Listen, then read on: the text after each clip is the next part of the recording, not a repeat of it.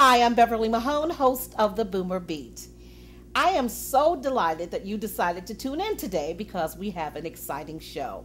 We have two young people who are on the move and making a difference where they are. Now, yes, I normally focus on those people who are over a certain age, but today we're looking at young people who are doing some great things as well, because you know what? They'll be old one day too. So sit back, relax, and enjoy these interviews.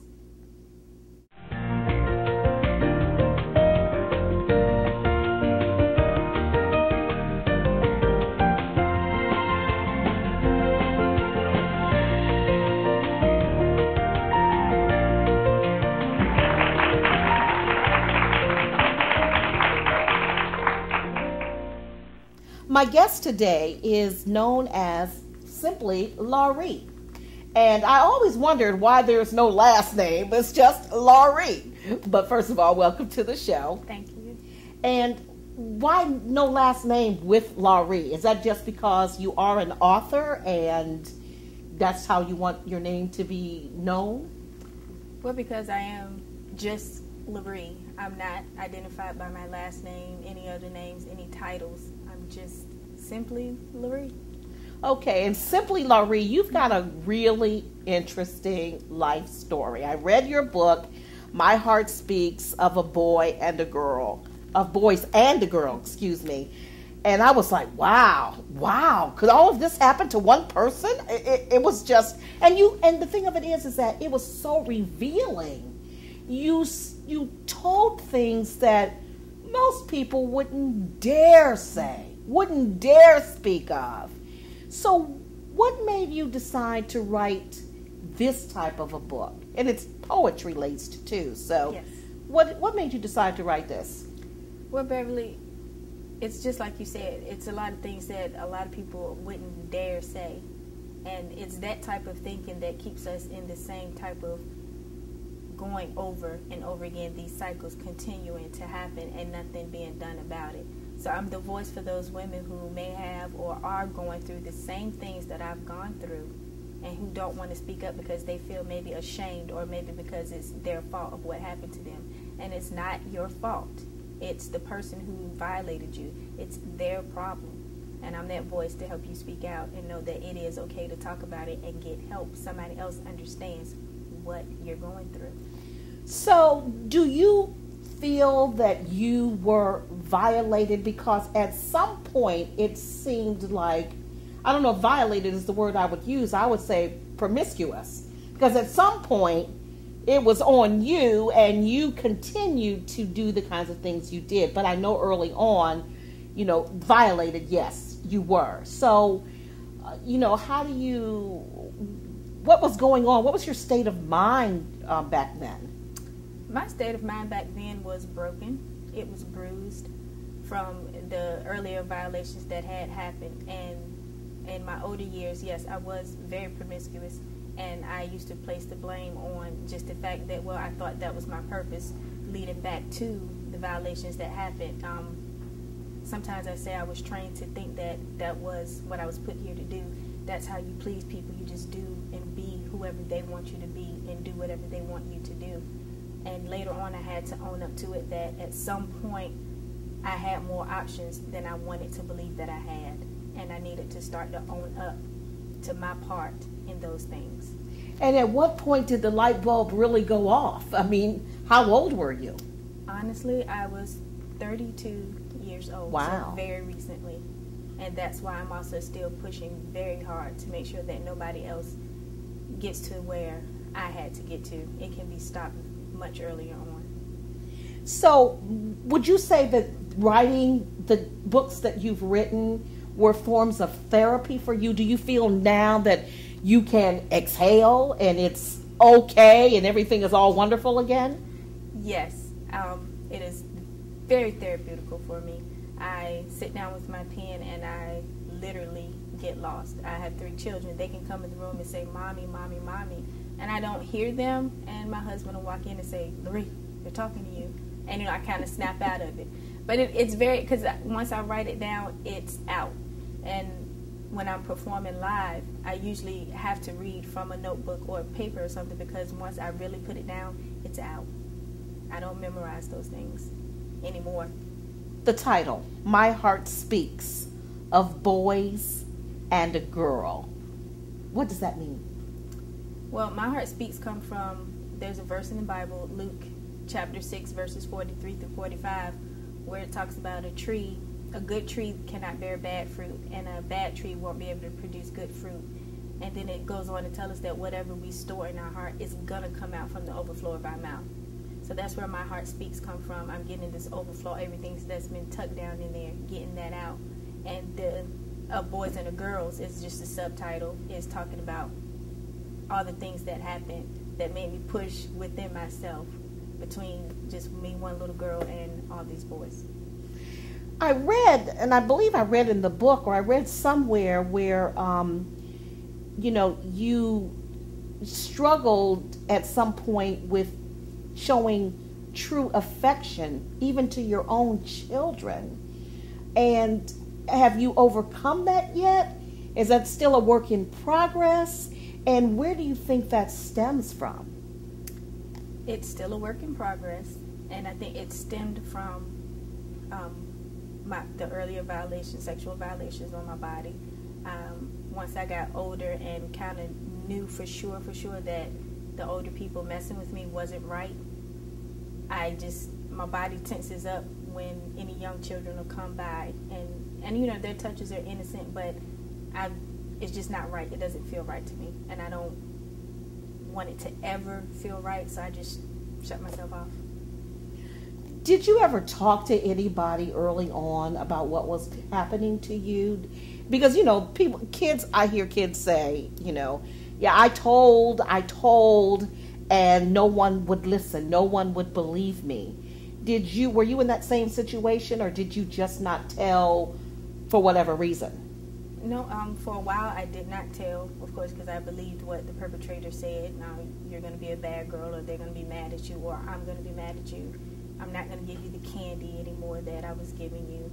But when I finally did decide to tell, partly I was believed, and then partly I wasn't. I was told things such as, well, just lock your door when they're here.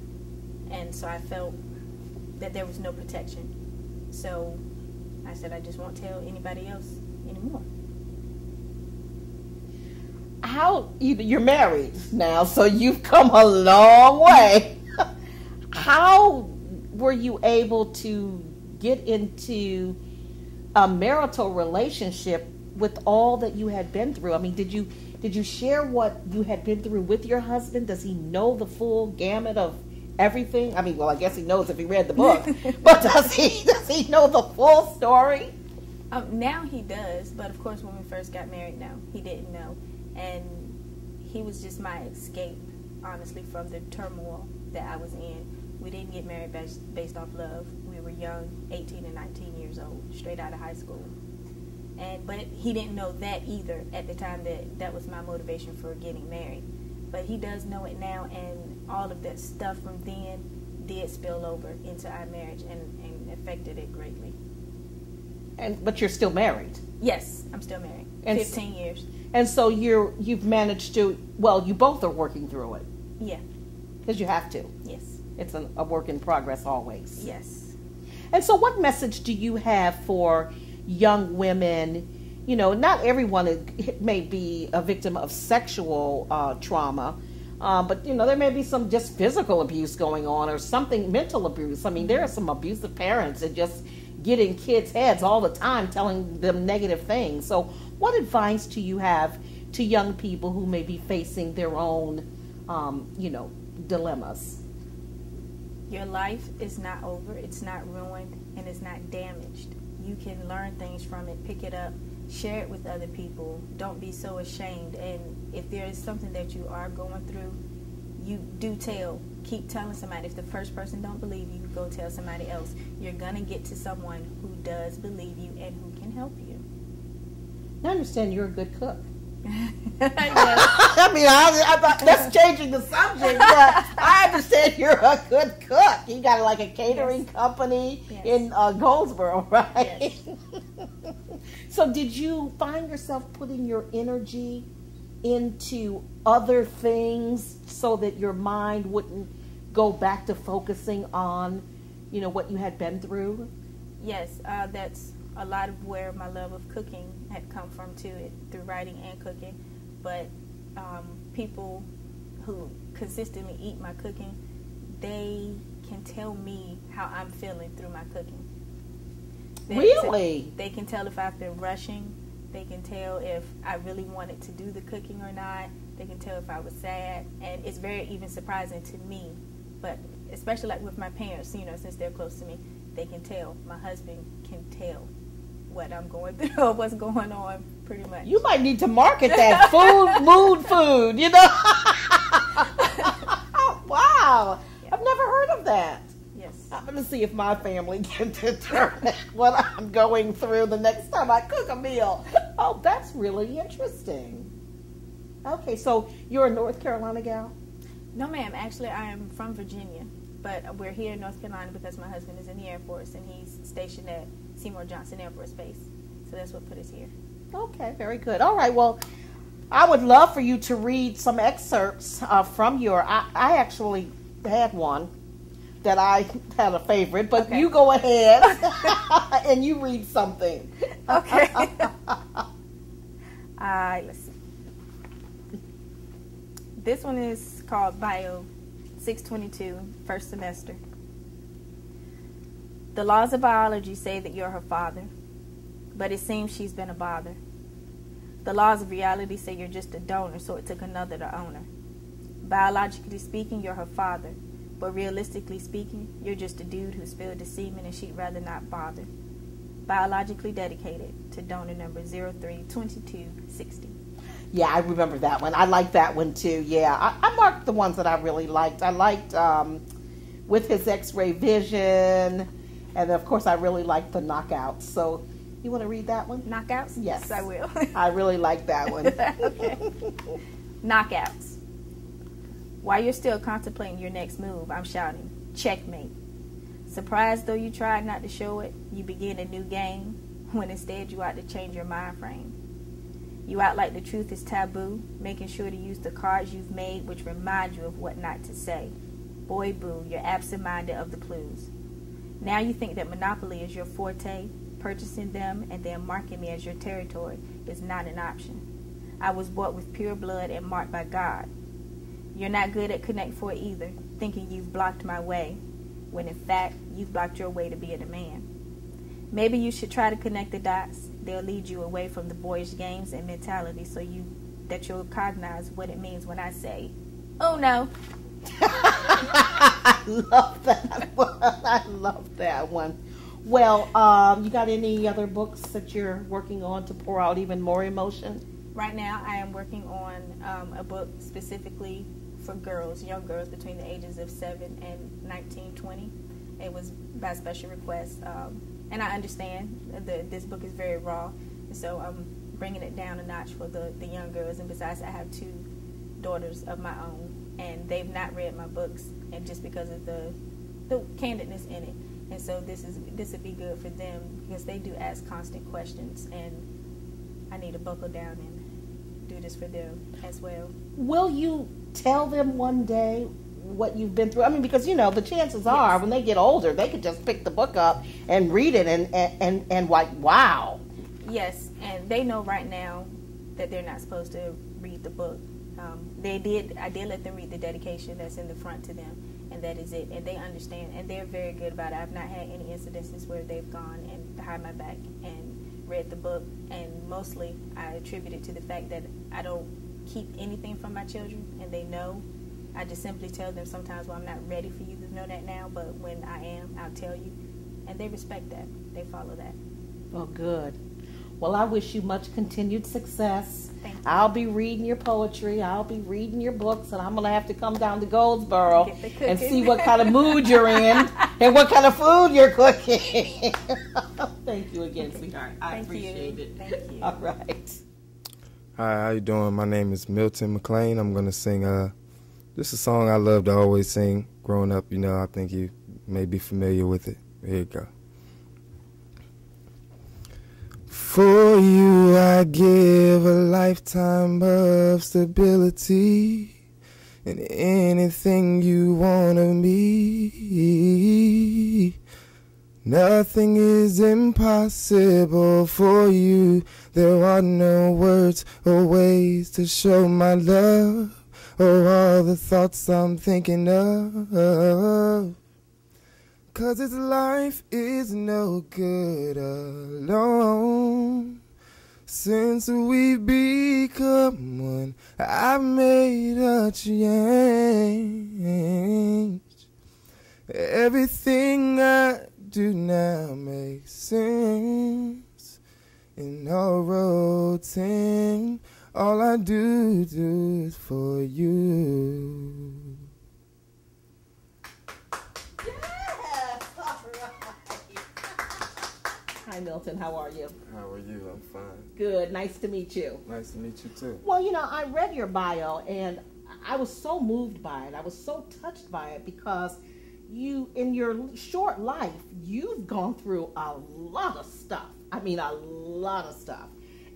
But something that stuck out to me is you said, I did not choose the circumstances that I was dealt, but I did choose how I would deal with them. And I thought, wow. I mean, for such a young person to look at life that way, it just really, really captivated me. So let's start out by letting the viewers know a little bit about you and your story. Okay. Well, my name is Milton McClain. I'm a young R&B aspiring artist who, you know, just takes it all the way. Don't believe in really seeing myself doing anything else. So now, I have to say, he said R&B artist. He didn't say rapper, okay? Not every young person wants to be a rapper. I like that. Okay, right. So let's move on. All right, so tell us where you grew up. I grew up in Capitol Heights, Maryland, right in the DMV area, D.C., Maryland, Virginia. You know, it was pretty tough, but it was okay. You know, I made it through. It was okay. Were you an only child? No, I had two older sisters. Two older sisters, okay. And so I read in your bio that you said that your parents divorced when you were very young. Right, yes. And then you stayed in Maryland. Right. And then your mother became ill. Tell us about that experience. Well, yeah, actually, she had battled cancer for a very long time, so it was something that, I guess since I was younger, maybe 10, you know, I knew that she had it, but she was still mobile and, you know, able to do everything, so everything was fine then. But as I got older, that's when, you know, it started kind of taking a toll on her, and she had been admitted to bed rest right after I graduated high school, so I had to, you know, take on that responsibility of being her caretaker and, you know, not really running around like, you know, the typical people my age were doing. I had to kind of, you know, stay back and do the right things, and I definitely don't regret it because I have a great relationship with my mother, and I love her to death, but, you know, sometimes things like that happen to the best of us, so just got to try to make it through and stay positive. So how old were you when she was diagnosed? I would say I was about 5. Did she immediately come to you and say that she had cancer? I mean, you're 5 years old. I don't know how you would really understand that, but right. Did she come to you and express the fact that she had cancer? Not at that time. I think once I got a little older, maybe once I hit the 10 to 12 age, I was able to see because of doctor's appointments they went to a lot, and they had to drive very far to go to the doctor, so it was like, there were certain things that made me catch on to realize what was going on, but because she was always fine, I didn't, you know, I never really saw it as a real serious thing until she got worse, you know? And that's when, you know, it just got real tough for me. Okay, and so then you said she was put on bed rest. Was it permanent bed rest? Yeah, pretty much. She was bedridden, because I don't know if it's bed rest, but right, bedridden. Right, yeah. She would get up, maybe stroll to the bathroom, but that was pretty much her domain, was the bed, for the last 2 years of her life. And that's when I, you know, helped out with a lot of things and spent a lot of time at home and just doing things with her. So I think that also helped me be able to take the death of her a little better, because I knew at that point it was time for me to grow up, and, you know, I knew that that time would come, so it wasn't like, you know, she was in like a gun robbery, you know, something that was just... Something real tragic. Right, surprising. Like, it was something that, you know, I was able to prepare myself for, and, you know, but it still hurt, though. It definitely hurt. Yeah, I can appreciate that. I lost my father more than 20 years ago, and I still hurt and grieve over it. You know, when you have that close relationship with a parent, I mean, it's hard to get over. So I do understand that. But, you know, it doesn't end there, because after, you know, your mother's death, I mean, it just seemed like more bad things were happening to you. So take us down that journey. Yeah, I was working and things weren't going right at work, so I kind of got laid off from the job, and then I had been involved in a bad car accident. I was on the way to take a friend of mine to work, and we came out on the intersection. The guy had ran a red light and kind of T-boned my car right on my side. And luckily, I only had bruised ribs, but my friend got knocked unconscious, and it was kind of scary for a while. He was, you know, kind of banged up, but the car was smashed. And then I had a close friend of mine for 5 years actually plot on going in my house and taking all my belongings. He took all my clothes, like things that, you know, were valuable to me. And at that point, I felt like Maryland kind of had took a little toll on me, so I had to make a move to where my family resided in Goldsboro. So that's kind of what brought me out to the North Carolina area. It was just so many things going on. And I also was robbed at gunpoint. At gunpoint? Yes. And I miraculously got out of that situation.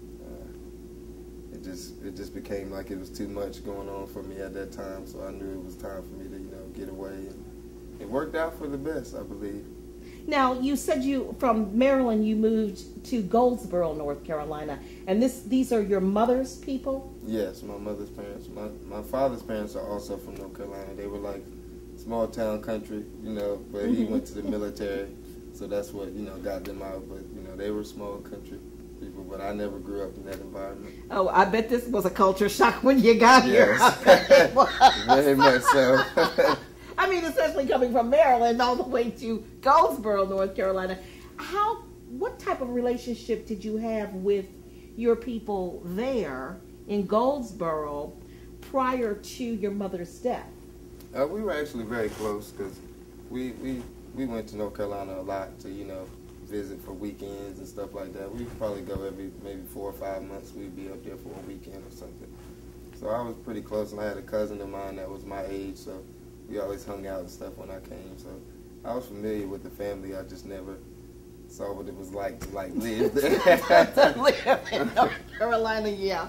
It's not so bad, though. You found it's not so bad. Right. And as a result of being here, you've been able to really tap into your creative side. Exactly. You know, slow living gives you an opportunity to really see who you are. And you are exactly right. Yeah. Exactly right. So tell us about your music. I mean, I listened to your CD, and I was like, wow, he could really sing. I mean, it was just a piano and you. Right.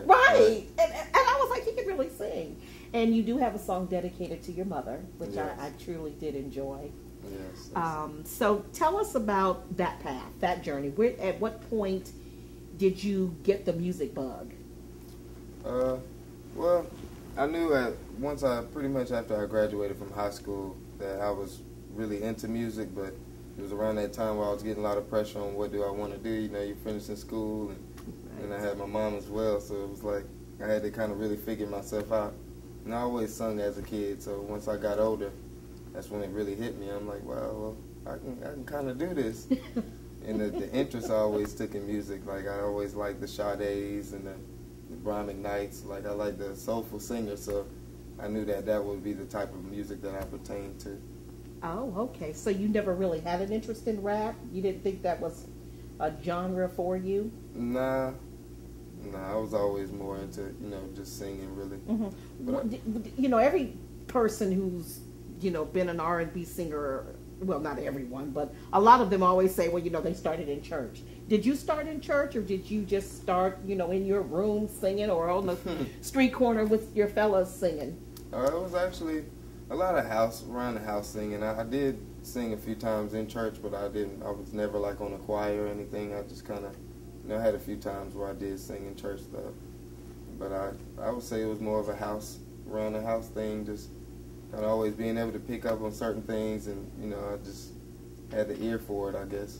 But it seems like you've really just honed right in on it. You are so determined and so driven to really be a success at this. And I mean, didn't you even place like a runner-up in the Top Idol down at Seymour Johnson somewhere? Right. Yes. I also placed, it was a runner-up at the Apollo as well. At the Apollo? At the Apollo! Right. Yeah, so you're really zeroed in on doing this thing. Right. So what drives you? I just always had that fire to want to be somebody that was, bigger than myself. Like, I wanted to impact others, and I just love songwriting and making new music. So I feel like, I'm in a position where I can take my dreams 100%. I don't have any children or anything, so I can kind of really take it seriously. So it's like, it's like now or never. It's like either really go for it or not, because there's a bunch of people I know that try to do, music. They're into it, but they just don't really have that same, punch to really, really go for it. And I just always had it. I've never seen myself doing anything less. It's like my biggest fear is like mediocrity. Wow. Really. That's your biggest fear, mediocrity. I want to be big. Wow, that's incredible. I mean, I don't hear many young people say things like that. They say they just want to be a superstar, but not. Right. Yeah. Right. Okay. All right. Very good. And you are going to be the opening headliner for Curtis Blow. Yeah. Now, see, my generation knows Curtis Blow. Right. Okay, we know Curtis Blow. Right. So you're opening for him when and where? It's actually July 27th and 28th. I'll be in Orlando, Florida.